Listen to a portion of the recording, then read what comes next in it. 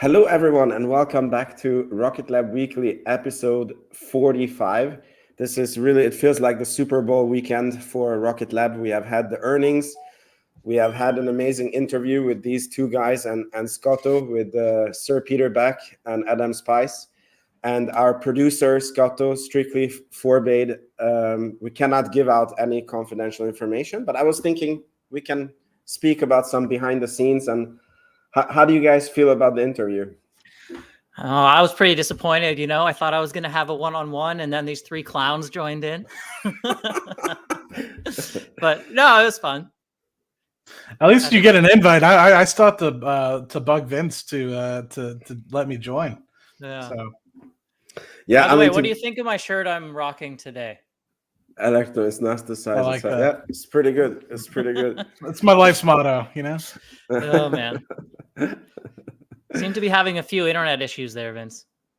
I am? Okay. Or I thought you were, but yeah, a little bit choppy. It's coming in and out. Anyway. It's because it disconnected from my good internet. Okay. I'm reconnecting. Very good.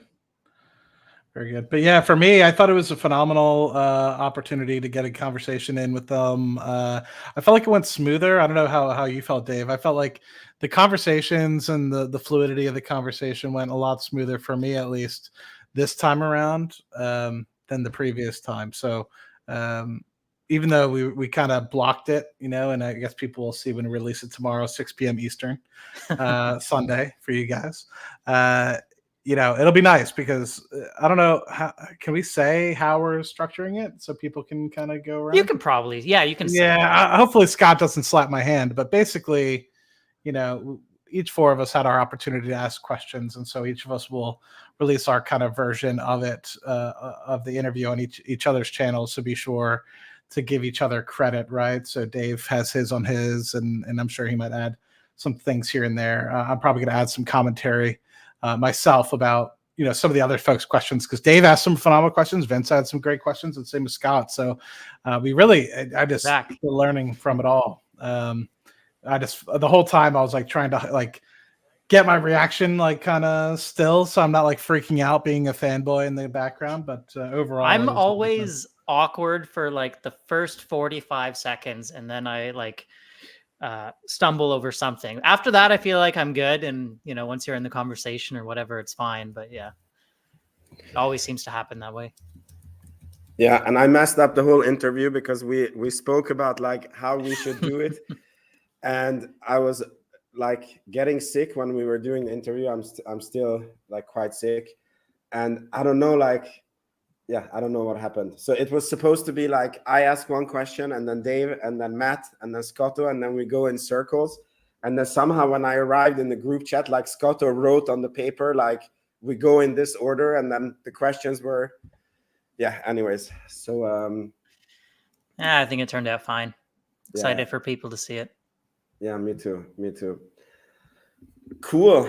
So I think we should go over a little bit of space news that happened this week, and then we're going to go into the very interesting earnings that we have had, and I want to get your guys' take on certain things. So we start with the first space news. Let me just see. It's being shared. So Firefly was awarded a 20 is it new contracts, or it's an extension of a 10-piece contract? So they got 10 more. I felt like it was an extension. No, these are... No? Sorry, this is for L3 Harris, and the previous one was Lockheed Martin. So both. But it's 20 new from Lockheed Martin? Well, up to 20 from L3, I believe, and then 15 to 25 for Lockheed. So how many let's be real here. I'm going to be cocky and say this. How many do you think they're actually to get through before they have to switch to Electron? Unless these are bigger. I think that some people said that these might be too big for Electron as well. Yeah, the annoying thing is they haven't told us what the payload is, which I always like to know. So we don't know what exactly they'll be launching. And the other thing is the wording made it sound a little bit less binding than like a firm contract. There was some discussion: is this like a Really? contract or like a agreement? But So it's like a non-binding agreement. Like they're like inching towards it, but they're not like signing in blood. You know? Yeah, I'm not too sure. I probably have to look into that more. But it sounded a little bit less firm. But yeah, if these payloads are under 300 kilograms, like I don't see any reason why they would end up on a alpha that's, you know, more expensive than an Electron. So I guess we'll see. Yeah, and did you guys see this? I don't know if you can say a documentary, but this video by Real Engineering that was done on Firefly. I didn't. I saw it pop up in my feed, and I meant to watch it, but I haven't seen it yet. Okay, I can like do the TLDR. Okay. So basically, he was going into that the niche that Firefly is handling is like super quick launch, and then we were like, it was the first time that I understood that okay, they're like a viable company and they're handling a problem that Electron is not handling and SpaceX is not handling. But I wonder how big that market is, because he was speaking with the engineers about like that is also why they don't have a reusable rocket, and that's also why they have certain, because everything is made so that you can load up the rocket in like 1 hour and then you can shoot up the rocket, and everything is super reliable only for that purpose, you know? Yeah. I mean, let's not forget Rocket Lab has responsive launch as well. And I think it's like Victus Nox or Victus something. There's too many Victus missions, but yeah. So, but that does seem to be Firefly's speciality. Yeah, I just don't know how big that niche is, right? Because if you're like a commercial company launching a satellite, like will you pay extra? I don't know how many millions of dollars. We lost Dave. Is it my internet or is Dave? Dave just rolled out. Dave just rolled out. He said, screw you guys. I have my own stream, you know? I'm going to do my own. No, I'm just kidding. Exactly. So back to what I was saying, like, I don't know if you're a commercial company that you would pay, I don't know, $5 million more to have your thing launched 2 weeks earlier, you know? Yeah. As a military, I can see, like, for example, if you know, like Russia shoots down a satellite and then the government is like, this satellite needs to be replaced like yesterday. I can see that there is like a niche there, you know? But for commercial companies and these pre-planned satellites, I don't know. I just don't see it. Yeah, not 100%. All right. Dave, welcome back. Thank you. I thought maybe you kicked me because I interrupted you or something. No. So we're full of bugs here. So the next space news is this one. A Chinese rocket launched 18 satellites for a constellation, and then it broke up in orbit, releasing 700 different fragments. I think that this is the second. There was another space incident many years ago when a Russian satellite crashed into a US satellite. I think the Russian satellite was decommissioned. It was not on purpose. How significant do you guys think that this is? And yeah, is the low Earth orbit being ruined from space debris? Well, you don't like to see it, that's for sure. And there's one like actually 2 weeks ago where an old Russian satellite just broke up on its own. Although you are correct as well. There was one several years back with a Russian collision, and that caused massive amounts of debris. It's something to keep an eye on. It's I think we need a little bit more regulation around it. I did touch on this in the discussion with Peter. Hopefully I'm allowed to say that. Let's see what our producer says. If he sues you, we will have your back. Okay, thank you. Yeah. All right, Matt, what do you think about this one? I think this is just going to continue to be a problem that we see. I think it was hit well on Wad Space, and I think that's why companies like Astroscale are taking the opportunity to kind of look forward. But we'll wait for what they say tomorrow in the interview. How about that? Yeah, awesome. Okay. And now we take, I think this is my last space news. This is the Starliner saga that still keeps happening. It's comical to me at this point because you know they said that okay, there's not no official statements, but there was a suggestion that they would send up a Dragon, crew Dragon. I think that they were anyways going with 4 astronauts, but the Dragon could go with 2 astronauts and then bring back the stranded Starliner people. But then it came up that the Starliner is not optimized, or it cannot like auto deduct or whatever it's called. Like it cannot go away automatically from the space station. And I'm like, how? It's very funny because you remember they did have an uncrewed test a year ago or something like that. And obviously it undocked okay, if I remember correctly, but now some software change and now they have to do some additional work on the software in order to undock if they're not going to have astronauts aboard. And there was some quote from someone from Boeing, and it was something along the lines of Starliner is designed to have astronauts on board or something. So it's a crazy story. It's become comical at this point. Yeah. And also like to put up an up, like, how do you call it? Like I could buy this, right? But I'm like, to put up an update, it's like you send the software. I mean, which spacecraft was it? I'm sorry, this lunar spacecraft that was doing like something wrong. And then within like 2 hours, they reprogrammed. Was it Intuitive Machines when they were landing there? Yeah, I mean, there's all sorts of work being done, both on Intuitive Machines and the other one, Astrobotic, I think it was, when they made their landing attempts. But yeah, they sending updates and changes from Earth to those craft.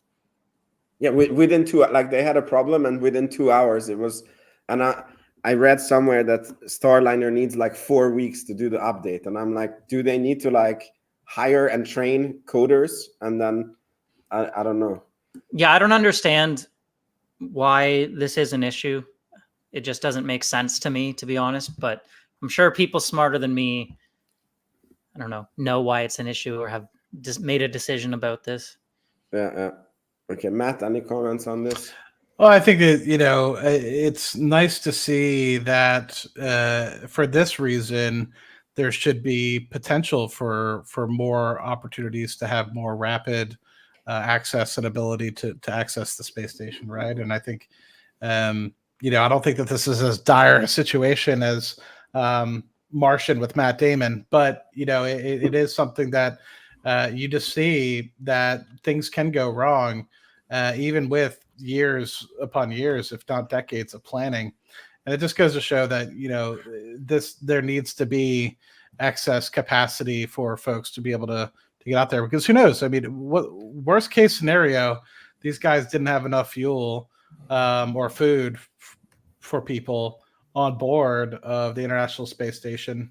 And I think it's a good learning, because when we get to the Artemis missions here, not too long from now, we're going to have the Gateway program, and you're going to have the same sort of things that you have to do with the International Space Station with the Gateway, right? I mean, the Gateway is going to be a space station circling and the moon, orbiting the moon, and with that, you're going to have the same sort of connections and ability to connect up and send people back and forth to and from Earth. So, to me, and not only that, but from the lunar surface as well. So, this is a good learning piece, and hopefully we can understand, with Starliner as well as with Dragon, what can go wrong, right? And sometimes you don't find these things out until you try them multiple times. Unfortunately for Boeing, though, it happened on the first try.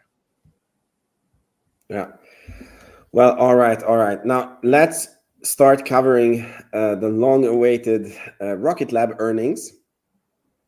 And I think you guys can tell me what you think, but I think that they did exceptionally well in their update. I think it was one of the best investor updates from any company that I have seen, because they have really increased the transparency, the explaining of what Rocket Lab is all about, and they were really giving color on a lot of things. And it was a good quarter. But what was your guys' like first impression on the quarter? Yeah, I mean, I thought it was good. Revenue was in line. EPS was beat from what was expected. I really liked the presentation. I thought the visuals were a lot better. It's funny because I've seen some graphics out there very similar to what they ended up making for their own earnings presentation. So it's like they took some cues from, or maybe it was a great minds think alike situation, but it was a great way to, I think, share the high level story with a lot of people that seem to be getting so down in the weeds and like so upset about a single Electron launch getting moved back a quarter or something. And they're like, no, guys, here's the big picture. So I think they did a good job of that. Yeah. Matt?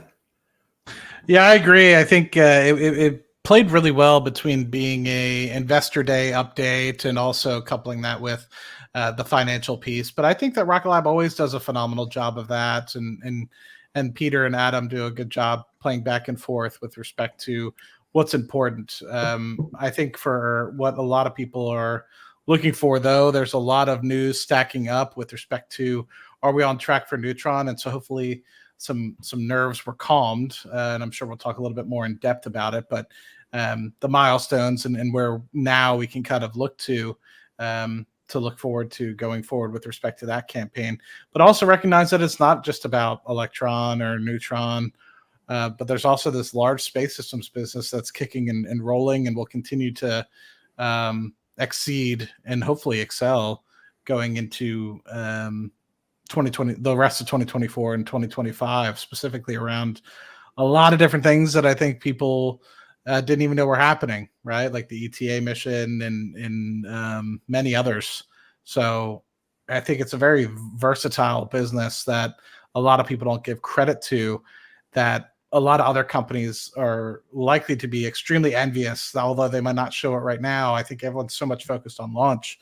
But in reality, I think the thing that's really going to differentiate us is the phenomenal bolt-on acquisitions that Adam and Peter have acquired since getting that $700-800 million from the SPAC days, and immediately putting that to work to really solidify themselves as an end-to-end. Because I don't think you really have anybody else right now that is building and bolting on like Rocket Lab is. Awesome.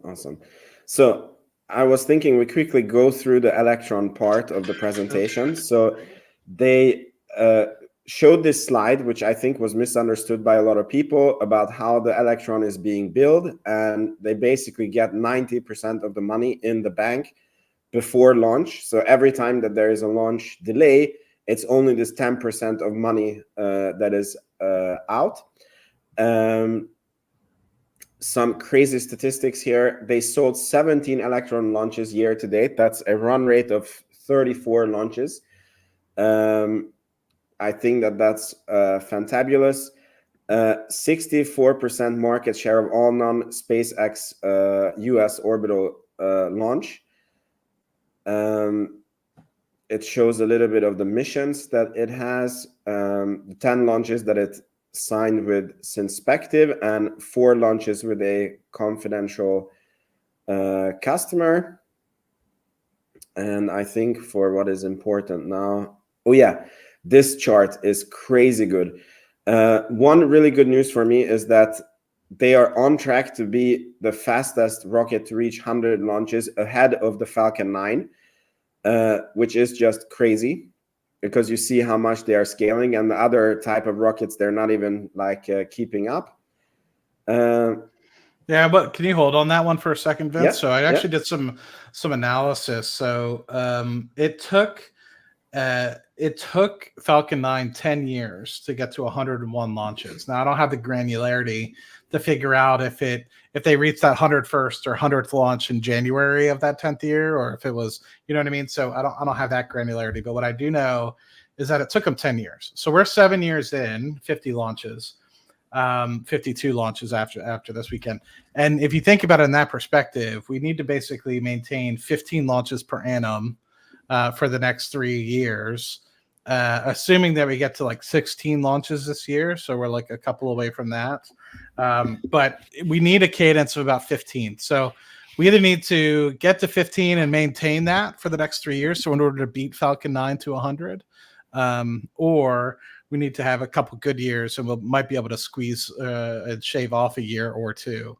And the one thing that I also am curious about, though, is if you would combine, say, Electron and Haste as one, or if you would decouple them, considering they're kind of, one is going suborbital and one is actually going into orbit, if that makes sense. So that's another piece that I'm kind of curious when I'm doing some of my tracking, am I off by one right now because of the June 23 launch of that Haste mission? And obviously we'll have some more Haste missions going into the fourth quarter and the first quarter of next year.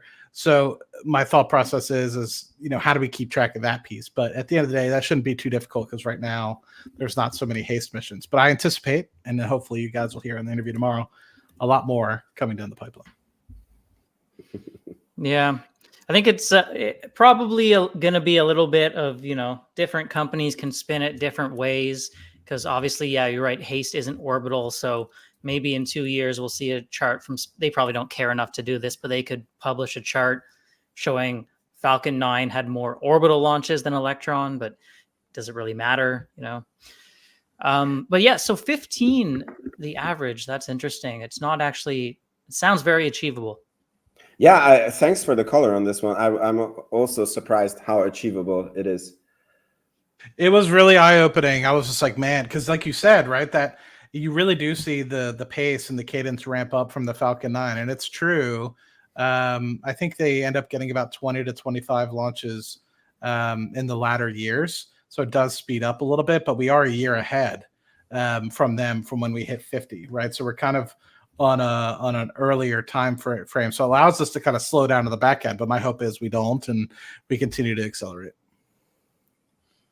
Yeah. Well, they're as Vince showed in a previous slide, they're on track to have within a year like 30 plus launches signed. So yeah, if they maintain anywhere near that rate. And did you guys catch in the earnings that he said 72% of the customers are returning, and they have, was it Black Sky or they're one of the customers, like group contract is being finished and delivered, and probably they will be resold again, hopefully, for quite a few launches. Yeah, I'm not sure which one that is, but wouldn't surprise me.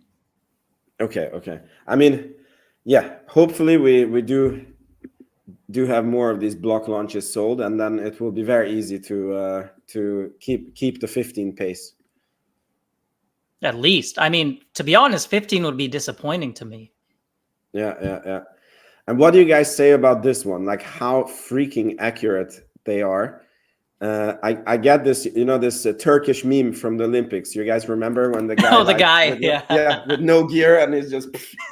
I feel like Peter Beck is like, you know, the industry standard is like kilometers, and it's like we're gonna do 8 meters. Yeah. Well, yeah, as I said previously, I think that's a very useful capability for some people, like an astroscale or anyone who wants to deorbit space junk or rendezvous. If they ever made a capsule, being able to, you know, pinpoint accuracy, I'm sure is quite important. So it, you know, very impressive. Yeah, it's because it's if you're not this accurate, right, then you have to use the satellite's own fuel to like navigate to the, and then if your satellite doesn't need to use that much fuel, then it can live longer. Yeah. Or you can design it like not as heavy, or like it's just a win-win if you're this accurate. So, I know that especially in wild space, I think that, you know, Peter said that they were accused of building Ferraris, right, in terms of, you know, how precision like they are trying to be with respect to the quality. But I think this just goes to show the testament, right? I mean, not only will you have the ability to get there and the cadence to get there, but you also have the accuracy as well. And, you know, for right now, at the time being, it seems like the way to go, right? Other than what some people might be trying to do, which is a lower cost, you know, more manufacturing like sort of way to get to the end goal. I think that may play out in time. Like there might be a company that disrupts when the total addressable market is massively up there. But I think for right now, with the total addressable market the way it is and the need for so few players at the moment, the precision and the ability to match that cadence, even if it is a little bit more expensive, is the right way to go. And, you know, that's just kind of my thought process, right? I don't think that there's enough of a total addressable market to have like a Ford of rocket launches, right? People need to really get their things into space. They can't handle sort of a lower quality at the moment because it is so expensive and people do take so much time to build these satellites. Yeah. I mean, if Astra every launch is $3 million, is technically expensive, but if every second launch blows up, then you do need to build a satellite 2 times and shoot it on 2 rockets, and then you end up becoming more expensive. So it's just safer and more prudent to spend more money and know that you're getting a product. I also just wanted to mention here, I'm also going to mention it when we go on to Neutron, that one of the biggest things for me from the Wild Wild Space documentary, which I knew that Peter Beck was a very good engineer, right? But when Ashley Vance said that he is like 1 in a billion good engineer, and somebody even asked him, like, is Elon or Peter Beck the better engineer? And Ashley Vance was basically being very politically correct, and he kind of said like both is exceptionally good, but Peter Beck is like 1 in a billion. And this is when you start seeing it, you know, like when you have this like insane accuracy. And now we move on to Neutron, where this will also play into. So this is the other thing. I think that if you look at this chart, how fast they're developing rockets, they were even asked on the earnings call, how can you guys develop rockets so quick? And Peter Beck just said this is the Rocket Lab magic, right? Because somehow like he has the intuition to which way to go with the rocket, and then he builds it, and then it just works. And I have a theory that I think also when you look at this chart here of how much different rockets cost, it's from this payload space. And, you know, if you're a critical Wall Street analyst, I think that you don't believe them, because you're like, every rocket, like this rocket, like the Neutron, should cost $1 billion. And, you know, that means that Rocket Lab should take loans and, you know, raise capital. And it should be 6 years, you know, because that's how normally, like if you look at the statistic. And I think that it's like us as retail investors, we can look at the slides, we can see what they're building, we see that the tests, so we can believe it and think with it. But I think that Wall Street doesn't believe these numbers. Any comments from you guys on this? Doesn't seem to me like the company is valued as if people are expecting it to be on time and on budget. This, you know, they are saying it is. So, well, there was that 6 months delay, but yeah, the being so cheap, I think, is really, really the most impressive. Yeah, and I think the market at the moment is really discounting it with the expectation that New Glenn is going to work day one. And I think that you had this opportunity to see in 2024 if New Glenn 1 even gets off the ground, you know, on time, as we're expecting, kind of in the December 24 timeframe, to be able to meet that Mars Escapade mission, right? That's kind of the goal, and Rocket Lab's a part of that. So, you know, it's kind of like a win-win or like a win-lose if New Glenn goes up, but it's also a win-lose if, depending on how you look at it, if New Glenn doesn't, because if it blows up on the pad or doesn't meet orbit or what have you, then, you know, you have 2 years until Rocket Lab kind of gets that notoriety of being, you know, the Escapade mission, etc. But at the same time, if it does blow up, then you do get the contract again, hopefully, to build the satellites a second time. So it's an interesting piece. But I think, you know, you have this piece right now that everyone at the moment is understanding that New Glenn is going to be there. It's going to be taking market share away from the Falcon 9, even though it's going to be a slightly larger vehicle than the Falcon 9. But the thought process is people are kind of assuming it's going to work.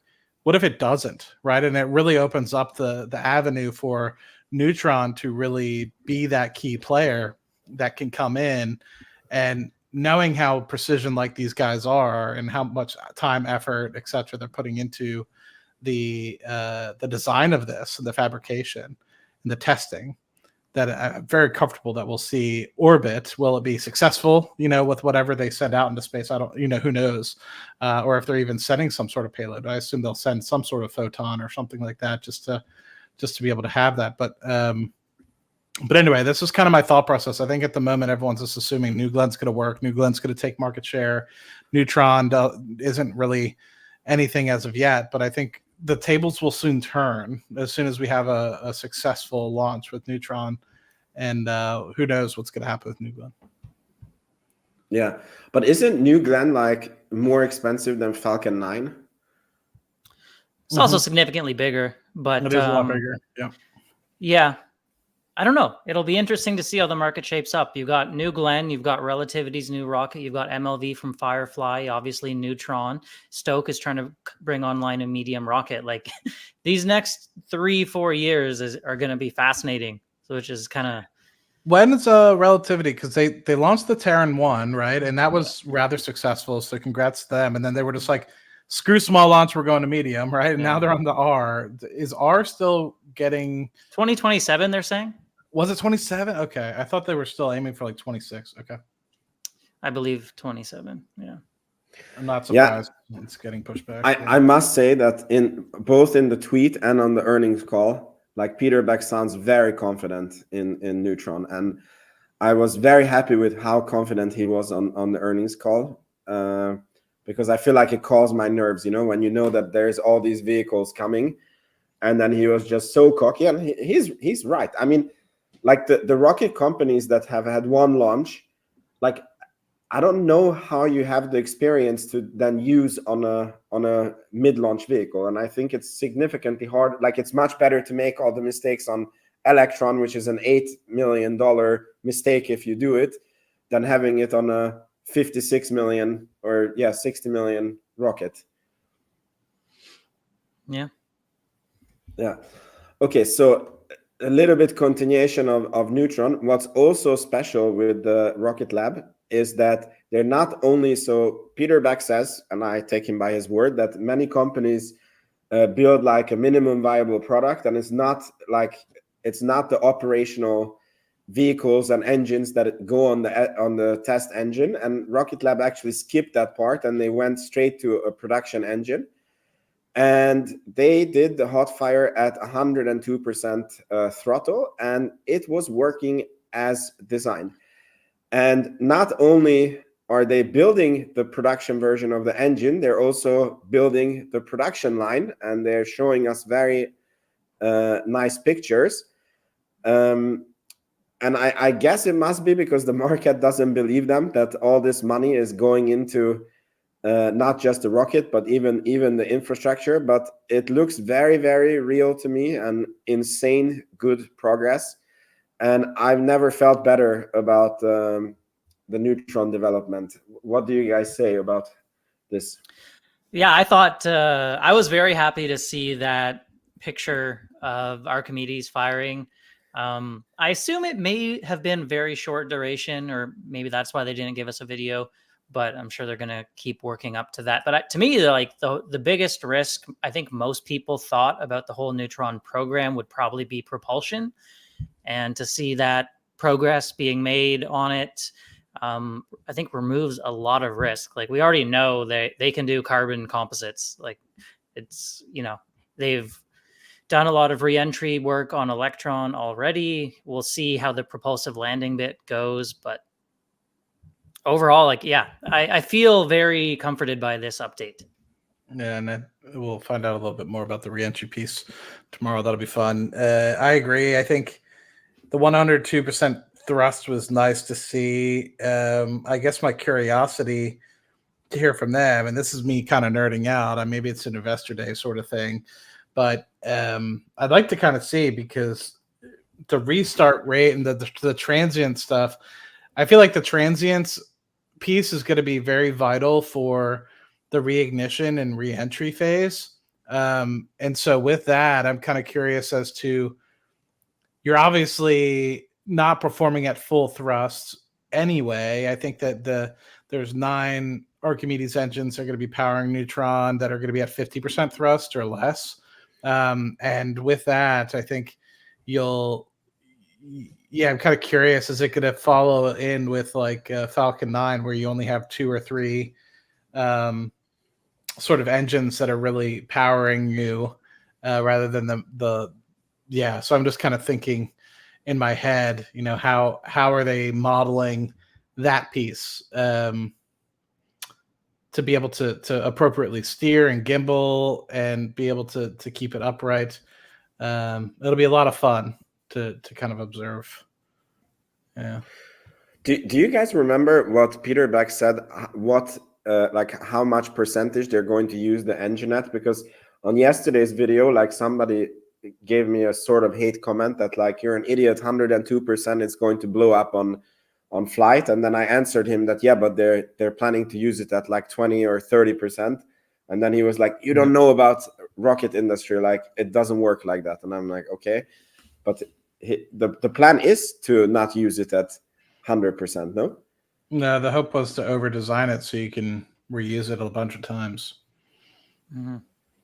But I don't remember. I've heard numbers like 50% thrown out. I've heard numbers like 20% thrown out. So I'm not 100% sure what the real number is. And let me see if they have it on the. Yeah, I just remember like the concept being, low pressures to make the engine last long and not stressing it. I don't have any exact numbers for you, and I've never claimed to be like a expert on rocket engineering or propulsion. Yeah, I love it. You have like actual rocket scientists. Like this guy sounds like, dude, I'm here because I'm excited about the stock. Like I don't know what to tell you. Like, yeah. But I do enjoy learning about it, and I definitely have from a lot of different commenters out there and people I talk to. There is a lot of people out there that know a lot about this stuff, so definitely better than I was. Yeah, same here. Cool. So that covers Neutron, and now we go over to the space systems part of the earnings. Okay, this chart for me was like, I remember doing these videos with Scotto and doing this research, like trying to figure out which contract has how many satellites, and they just laid it all out for us. So really kudos on the transparency here. Mm-hmm. They completed the twin satellites that hopefully don't blow up on New Glenn. And they are expanding the solar manufacturing with the grant, enabling space pharmaceuticals, constellation production updates. This is like the constellations that they're building for different customers and how much is left. And that they have a new next generation satellite dispenser. Mm-hmm. And all of this is just basically supporting their desire to become an end-to-end space company and sell their own infrastructure. So what was your guys' opinion about the space systems, which funny enough is 70% of Rocket Lab? So this like when you're buying Rocket Lab, like this is more what you're buying than the rockets. I'm very, very happy with space systems. I mean, when you think about it, the fact that the customer readiness piece for Electron hasn't really been there, and yet they're still pretty much hitting all their numbers, shows what space systems is doing. It's kind of outperforming. And that when you see it all laid out like that in the chart, there's a lot going on. I wouldn't have minded seeing a few more new contracts announced. So like often right around a earnings call, we'll get news of like, oh yeah, we signed a new contract for 5 new satellites to be built or whatever. Didn't see any of that really this time, but the backlog still did grow by about 5%, I think. So still pretty healthy, but we're waiting for I guess the next big one to happen. Yeah. Matt? Yeah, I think space systems is something that I originally, when the company went public, was like, why do we need this, right? And then I've slowly learned that this is really going to be the cash engine for the organization. And really, what I think we get most excited about is launch, but we forget about the fact that the majority of the engineering and the majority of what we need is actually the satellites that go into space. And so the star trackers and the actual cameras and things that we are going to use to kind of monitor Earth or to monitor space and send back data to Earth for us to monitor. I mean, a lot of that is really the important piece of the organization. And so I'm just excited to continue to see it do well. And I'm curious to see that, because all the Photon was really built to accommodate Electron. I'm curious if they're going to build something comparable that can be used in Neutron. That might be, I guess, something comparable that they can kind of use as a standard base and foundation for that, right? Because obviously the difference in payload is massive, right? We're talking about 330 kilograms for Electron versus 13,000 on a reusable basis for Neutron. So a large discrepancy in potential satellites in volume that you can send to space. So very curious to see how Space Systems develops, but you have a lot of the foundational pieces to really set yourself up for success in the future. Awesome. I think Vince is dying up there. I feel bad. That's okay. I really love doing the Rocket Lab Weekly, so I was like, as long as my breath shows up on a mirror, I want to do it. And I can't infect anyone because it's like online. So otherwise, if it was in person, I would be like, yeah, I don't want a bunch of sick people. Okay, so now the last thing left is the financials for the quarter and the guidance for next quarter and the backlog. I mean, it's very like, I don't know how much we need to go into it, because it's like we're speaking about the long term and Neutron and what's going to happen, and this is only focusing on like the next quarter. But what did you guys think about their finances and the projections? Overall pretty good. So we're looking at like 71% growth year over year, which is amazing. Net loss, 41 million seems like it's kind of the rate we're going at. So $540 million in the bank, that should last them plenty long at this point. In terms of guide, I guess one thing I found interesting is they're talking about 498 million shares outstanding. So we're looking at 4 million more shares. So I guess that could be due to employee compensation and stuff like that. Just something to keep an eye on, a little bit of dilution. Not massive. I'm sure you guys are used to it with Palantir. I hear they have lots of stock-based comp. Yeah. And the one thing is Q3 looks like it'll have a little bit less revenue than what we saw in Q2, but I blame launch for that and, customer readiness issues. Yeah. I think that this one will unfortunately be a duller quarter, right? Just get back to delivery, and maybe we'll have some sprinkles of some of the future Neutron milestones in there as well. So, I mean, I know that there's a whole tranche of things that we have to do over the next 12 months for that, but it really just seems like you have 2 to 3 launches, right? It's rather light in that respect. And we've already had the one, we'll have the second, and then who knows when the third will kind of go off. But I think it's really setting itself up for the fourth and the first quarter of next year to really get themselves into large space of delivery. So hopefully they can really pat themselves on the back, have a sigh of relief after this whole Neutron engine testing. They can say, okay, that's off of our backs. We don't have to necessarily have anxiety associated with that. Let's get back to our desks and really get after this and really deliver on the backs of an extremely successful quarter. And, quarter over quarter, it's not a big deal, but still year over year, like you stated, Dave, it's going to be over 70%, right? I think our run rate was in like the 60 million to potentially 65 million, and some quarters actually dipped into the 50 millions last year. So that 70% year over year revenue growth is nothing to scoff at, but quarter over quarter growth, right? I mean, you're right. It's slightly down, but I think it's really setting themselves up to really get closer to 650 million next year in run rate. So I think that will be a lot of fun. Yeah, I mean, we could zoom out a little bit. We just had a 100 million quarter. So right. When I started looking at the company, I think it was like 40 million quarters and stuff like that, Yeah, it's pretty impressive on the revenue growth.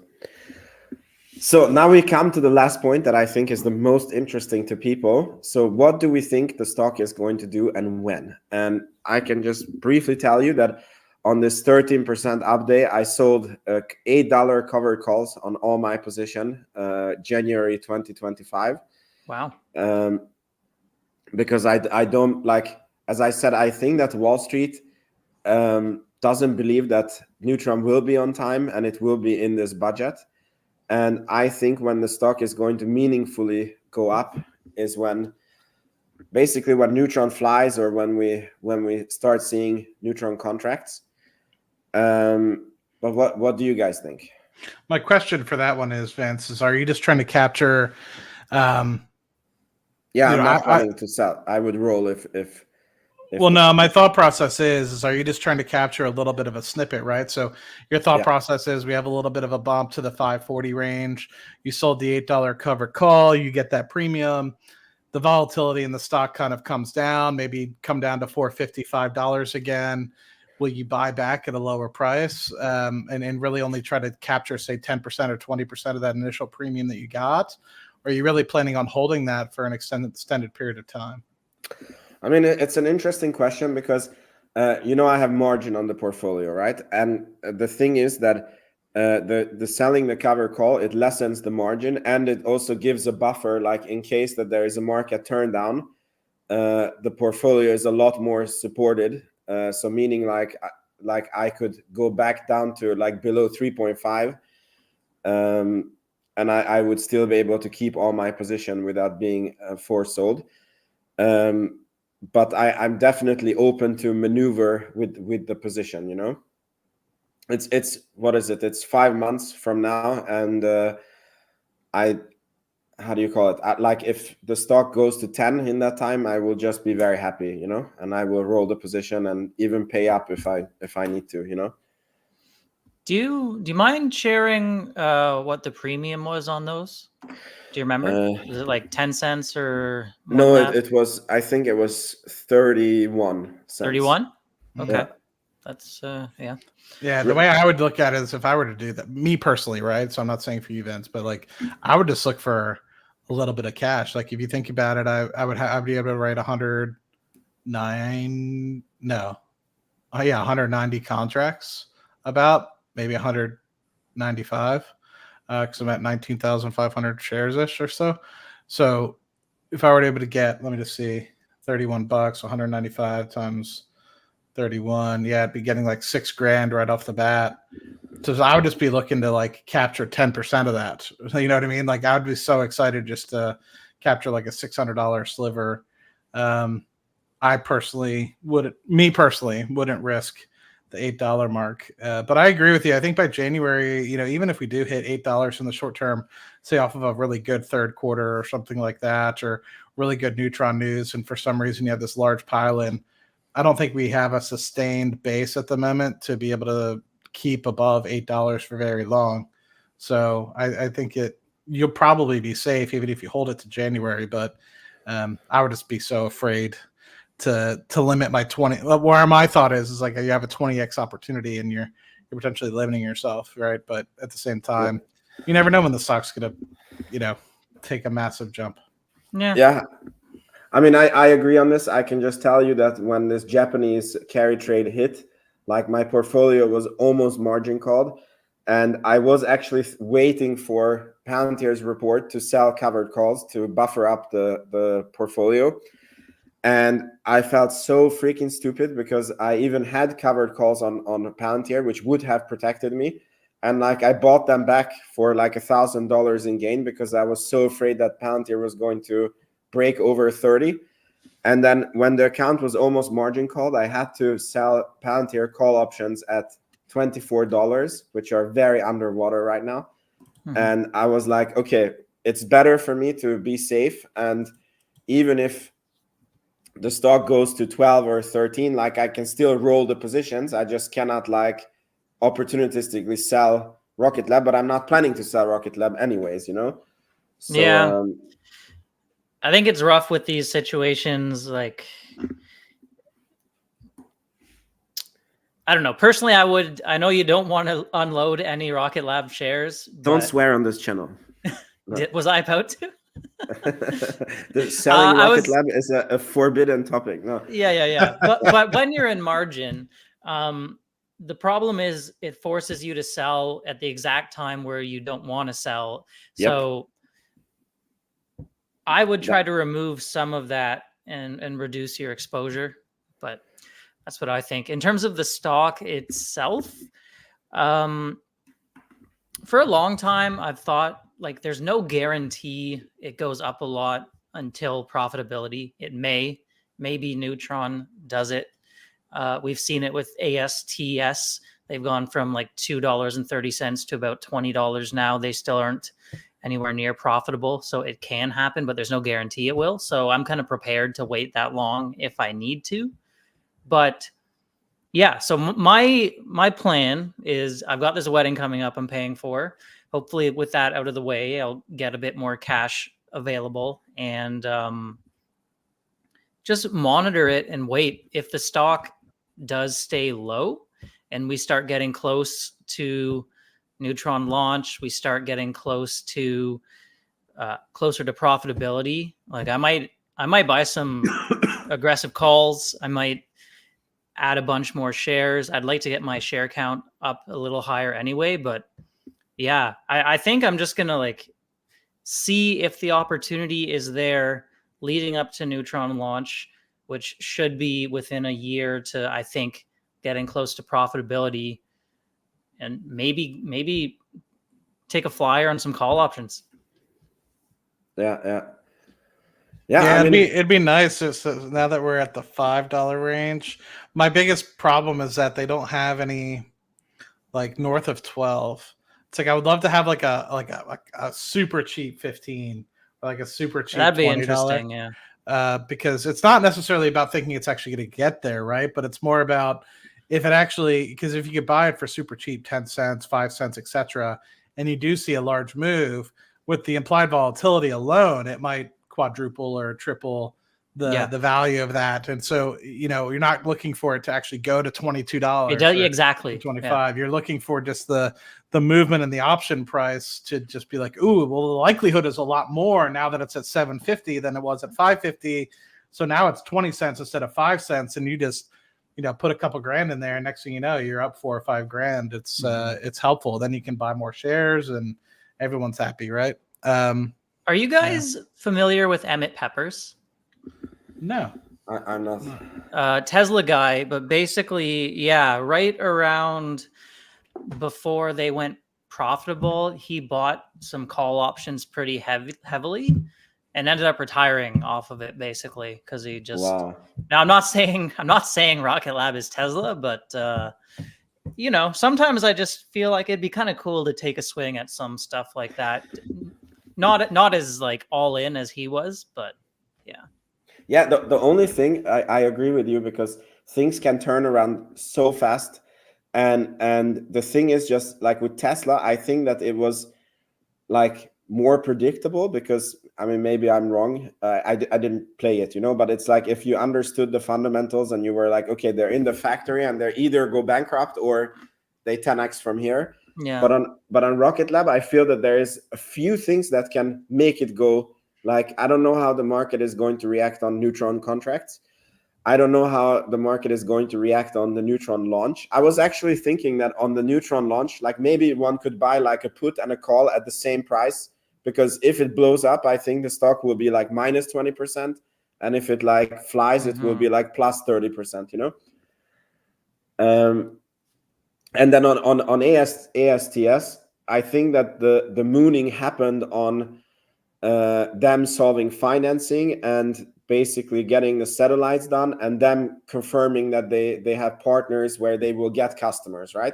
Yeah, but I wouldn't say the financing is done though. They've got like $240 million. It's kind of been communicated that to build out their constellation is like over $1 billion, but it's there's a lot of interesting stuff happening right now. And I wouldn't like risk anything on an option that I'm not able to lose completely. And I don't plan on unloading any of my actual shares, just to be clear. Yeah. Same. So wait, sorry. in what time horizon you're not going to unload any shares? Ever?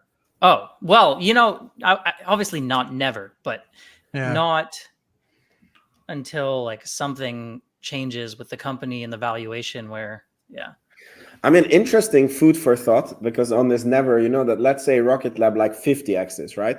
Yeah, exactly. Then to write like monthly covered calls on it would like pay you whatever you put into it, like probably over every month, or maybe like 2 or 3 times that every month. And then you don't need to sell if you think that there's still room to go. Yeah, I think for me, it's about understanding at the time if there's another opportunity, right? And to me, it would be okay to take my money off the table at some point, not anytime soon. I think my thought process is I'll probably reevaluate when the company gets to a $10 to $12 billion market valuation, which is about 5x, 6x from here. And so that's probably the first time I would even contemplate taking anything, but it would never be the whole thing, right? It might just be a little bit of my cost basis. And I think I was doing the same sort of calculation with Palantir. It's like, I don't think I would ever realistically sell Palantir unless it got to $100 a share. And at a cost basis that I have right now with my shares is at 13, if I were to sell, I was thinking I might sell like 1,000 shares or something, or like a little less than 25% of my position. I was like, at that point, even if I sold 500 shares, I'd be able to at least get my cost basis back. But it also depends on what exactly am I selling it for, right? I think a lot of times people are so willing to just like sell. But the thought process for me is really, what would I sell that and put it into? Is it something like the SPY? Is it something that I can like get less volatile, can kind of guarantee it's going to continue on the right path? Because at the same time, it really depends on what the prospects for the company are in the future. I could see Rocket Lab really getting to that $50 billion market valuation, especially if the haste piece really